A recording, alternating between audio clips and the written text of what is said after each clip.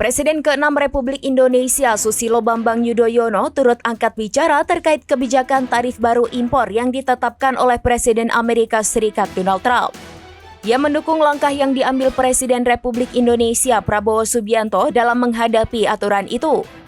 Dikutip dari akun X, ia mengatakan pada Selasa 8 April 2025, kebijakan dan langkah-langkah yang dijalankan oleh pemerintah menghadapi 32% tarif yang dikenakan oleh Donald Trump, saya nilai baik dan tepat, lebih memilih negosiasi daripada retaliasi.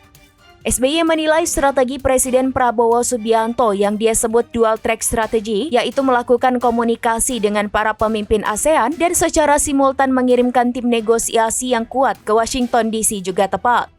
Menurut SBY, bukan hanya ASEAN yang telah menjadi economic community, tetapi di tengah tantangan berat untuk menembus pasar di banyak negara, ekonomi ASEAN merupakan sandaran dan pasar bersama di subkawasan ini.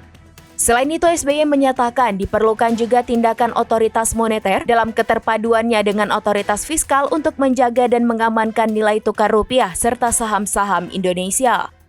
Ia beralasan jika diserahkan kepada mekanisme pasar semata, di tengah gonjang-ganjing pasar saham dan mata uang, bisa jadi nilai saham dan rupiah diganjar secara berlebihan sehingga menembus batas toleransi psikologis. Ia juga menuturkan bahwa Indonesia punya banyak pengalaman tentang hal ini di masa lalu.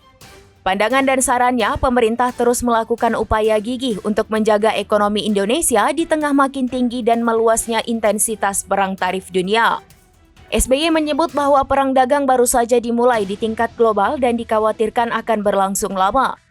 Karena itu, pertama, pemerintah harus mampu mencegah terjadinya krisis ekonomi di Indonesia, serta harus membuat ekonomi semakin berketahanan atau resilient di masa depan. Ia kemudian melanjutkan bahwa ia mendukung upaya pemerintah untuk terus memperkuat fundamental ekonomi, serta meningkatkan daya saing barang dan jasa yang dihasilkan di negeri ini. Juga upaya untuk menciptakan lebih banyak lapangan pekerjaan agar masyarakat memiliki penghasilan dan daya beli yang semakin tinggi.